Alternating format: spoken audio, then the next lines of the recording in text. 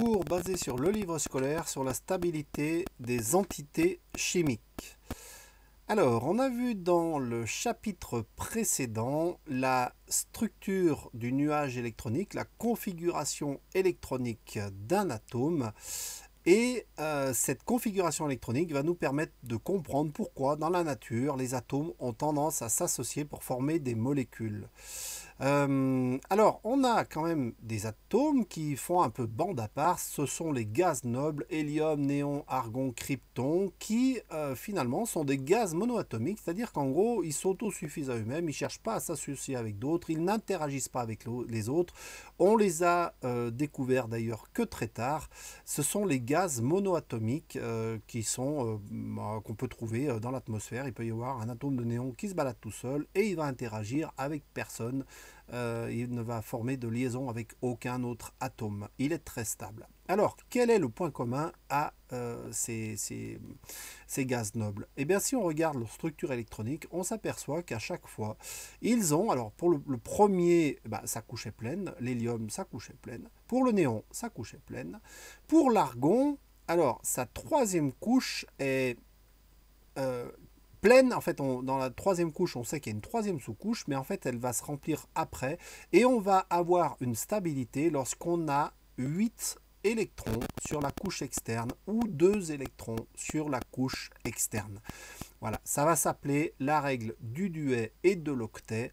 La stabilité des gaz nobles est liée au nombre de particules d'électrons qu'ils possèdent sur leur couche externe. 2 électrons ou un duet d'électrons pour l'atome d'hélium, 8 électrons ou un octet d'électrons pour les autres atomes néon, argon. Alors on dit que la couche est saturée car elle ne peut plus recevoir d'électrons.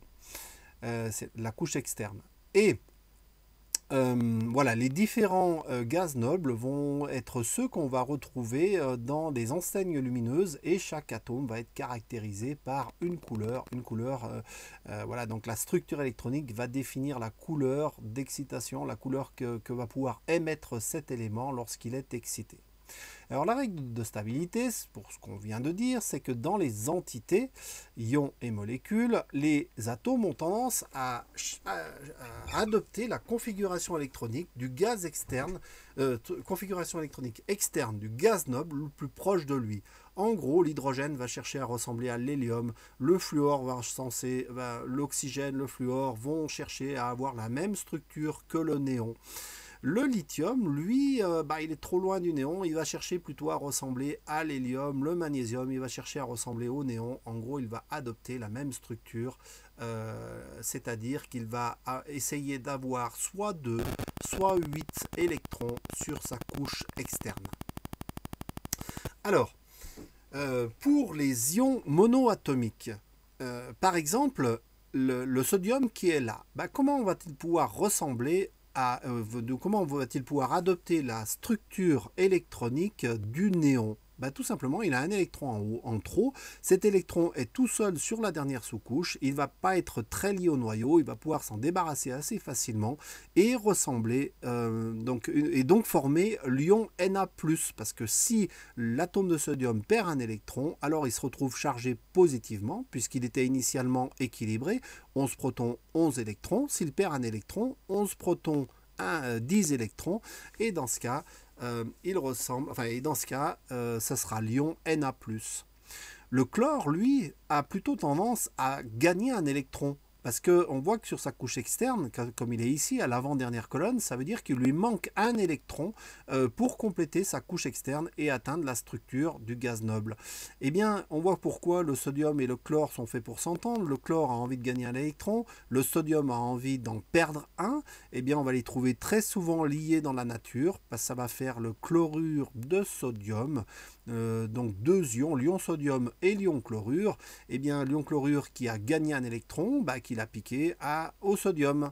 Et voilà, le chlorure de sodium, c'est le sel qui est bien sûr très courant et très abondant sur la Terre. Alors, Na+, Na va perdre un électron, va donner Na+, et non pas, par exemple, Na2+. Il ne va pas perdre 2 électrons, sinon il ressemblerait au fluor et c'est pas stable. Par contre, Mg, ici, qui va pouvoir perdre 2 électrons pour prendre la structure du néon. Cl le chlore ici va gagner un électron et va donc donner l'ion Cl-, et non pas Cl+. Il n'aurait aucun intérêt à perdre un électron pour ressembler au soufre. Il est encore plus loin de la stabilité représentée par l'argon. Voilà. Donc la règle du duet et de l'octet permettent de justifier l'existence de ces ions. Et donc pourquoi est-ce qu'on a Cl- et pas Cl2- et pas Cl3+, par exemple. Alors si on prend l'exemple du lithium, on avait vu que il a 3... Z égale 3, donc 3 protons, donc 3 électrons. Sa structure électronique, c'est 1s2, 2s1. Eh bien, on voit que pour respecter ici la règle du duet, il faut qu'il se débarrasse de son électron de la première sous-couche de la deuxième couche. Et donc, il va, en se débarrassant d'un électron, il aura la structure 1s2, la structure de l'hélium. Et en se débarrassant d'un électron, il va faire Li+, de configuration 1s2, puisqu'on n'a plus de sous-couche maintenant. On dit que Li+, est isoélectronique de l'hélium, c'est-à-dire qu'ils ont la même structure électronique. Et ici, c'est la règle du duet qui a amené à former cette structure. Alors, comment les électrons peuvent-ils atteindre la stabilité? La première façon de faire, c'est ce qu'on vient de le voir, c'est carrément de perdre ou de piquer des électrons à un voisin, donc ça va former des ions, mais la plupart des éléments, la plupart des entités chimiques ne sont pas assez forts, entre guillemets, pour complètement piquer l'électron. En gros, ils vont se battre pour les électrons, mais ils ne vont pas réussir à le prendre complètement. Alors imaginez par exemple deux rugbymen qui se battent pour un ballon. Bon, ils ont chacun un ballon dans une main, mais ils aimeraient en avoir un dans chaque main. Eh bien, s'il y a un rugbyman beaucoup plus fort que l'autre, il va piquer le ballon de l'autre, il a un ballon dans chaque main et l'autre n'en a plus. Voilà, on a formé des ions. Mais imaginez que ce soit deux rugbymen exactement avec la même force. Eh bien, ils vont chacun essayer de piquer le ballon de l'autre tout en gardant le ballon dans leurs mains. Et comme il n'y en a pas un plus fort que l'autre, ils vont être liés. Ils ne vont plus pouvoir se décoller parce que chacun ne veut pas lâcher, chacun veut tenir son ballon. Et donc, le partage de deux électrons va lier deux atomes. Et c'est ça qu'on appelle la liaison covalente. La liaison covalente, c'est la mise en commun de deux électrons de valence entre deux atomes. Et on représente une liaison covalente par un tiret entre deux atomes. On pourrait dire qu'on avait l'atome A qui n'avait qu'un seul électron et qui aurait bien aimé en avoir un deuxième, l'atome B qui avait un seul électron sur sa couche externe et qui aurait bien aimé en avoir un autre.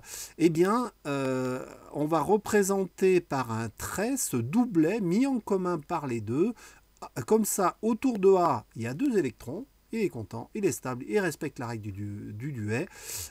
Et autour de B, il y a aussi deux électrons. Il respecte aussi la règle du duet. Voilà.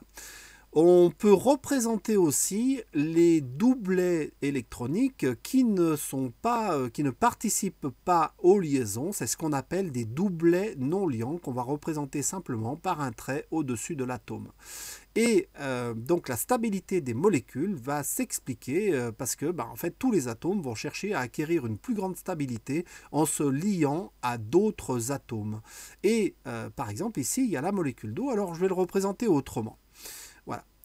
L'atome d'oxygène, on a dit que c'était Z égale 6, donc on a d'abord la première sous-couche qui va prendre 2 électrons, et on se retrouve avec 4 électrons sur la deuxième sous-couche. 1, 2, 3, 4, c'est une erreur.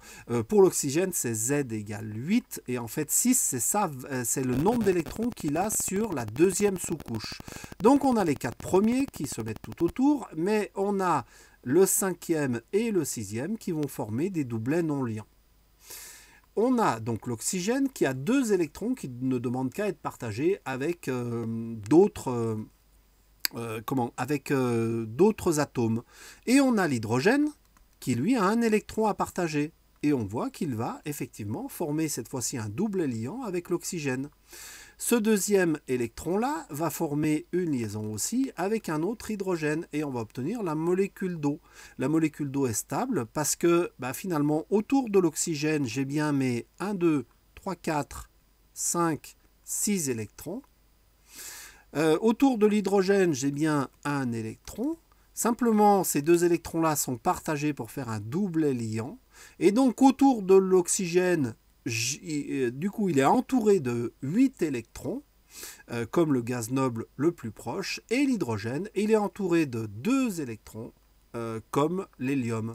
Voilà, donc ici on a des structures, hein, on a une structure stable, c'est pour ça que l'eau existe et qu'elle est stable et qu'elle est très courante dans l'univers et que ça ne forme pas H3O parce que c'est H2O, c'est exactement la formule qu'on obtient quand chaque élément a atteint la stabilité en respectant soit la règle du duet, soit la règle de l'octet.